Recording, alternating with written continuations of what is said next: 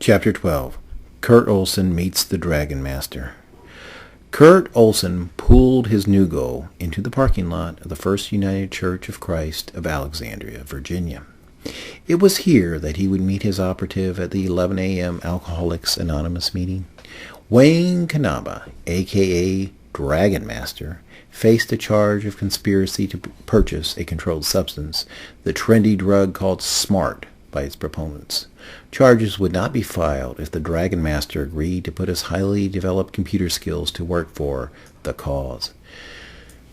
Kurt Olson's eyes darted in their usual wary manner. There were a few early birds smoking cigarettes near the entrance of the church basement. Nothing out of the ordinary.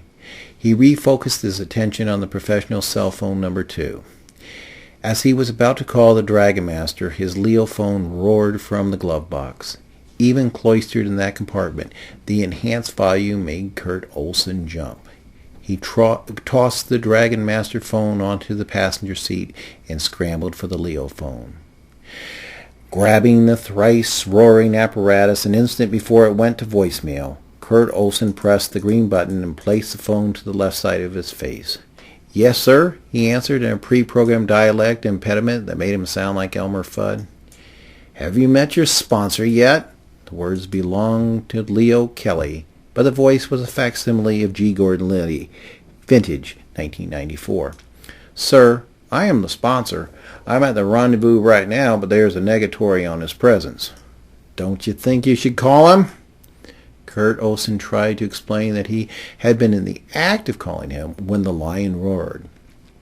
He confirmed that he had met his other operative at a 9 a.m. AA meeting, and he gave the other prospect a glowing report. "And how many clients did he call upon?" "All of them, sir." "All of them?" "Yes, sir." "All 59? "Yes, sir." "I'm not going to be disappointed later, am I?" "No, sir." "Can you call me after you talk to number 2? "Yes, sir." The voice of G. Gordon Liddy, vintage 1994, was gone. "Asshole," Kurt Olson muttered after clicking the phone shut. He shifted his gaze across the parking lot. The same loiterers stood around the basement entrance smoking cigarettes. He briefly caught his own reflection in the rearview mirror, and this caused him to once more evaluate his appearance. His older brother Owen had called him goofy-looking when Kurt was 13, and he thought about that label several times a day since then. Round head, bulbous nose, thinning hair, protruding ears, portly frame. "You look like something from those old-time comic strips," his father would remind him from time to time. "If I was ugly, I would get some respect," Kurt Olson told himself. But a goofy bastard can never get respect. He had hoped that becoming a Nelson County Sheriff's deputy would make him seem menacing. But it seemed that he was always Owen Olson's screwball brother. People expected him to do stupid things, and his mistakes were always blown out of proportion. Then he joined the DEA in hopes of acquiring some gravitas.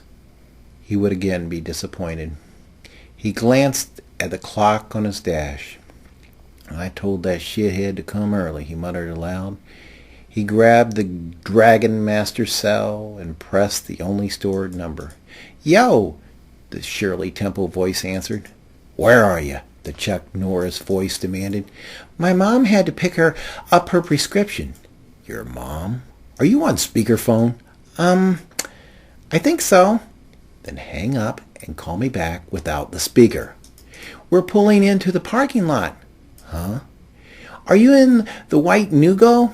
Fuming, Kurt Olson slammed the phone shut and tossed it back into the passenger seat. His operative was supposed to come alone. He wasn't supposed to bring his mother. "They don't make criminals like they used to," he grumbled aloud.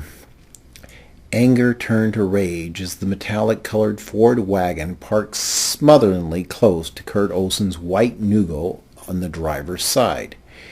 He ducked his head away from the invaders as best he could. This was supposed to be a covert operation. He could not let this kid's mom see his face. "Yo, sponsor!" the operative yelled from a distance of a few feet. With his back still turned, Kurt Olson dialed the operative's cell. It rang once.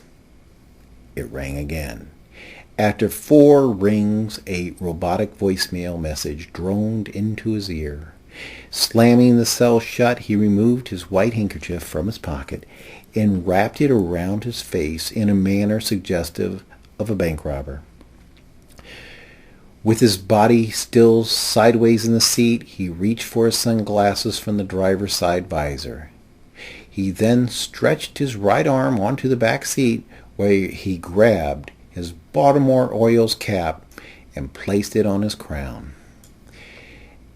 In what might be considered dramatic fashion, had his protruding stomach not been obstructed by the steering wheel, Kurt Olson wheeled his torso towards his adversaries and opened his door with enough force to deliver a cringe-inducing thud to the parked too-close wagon. Ignoring the contact, Kurt Olson squeezed into the cramped area between the vehicles and slammed his door shut.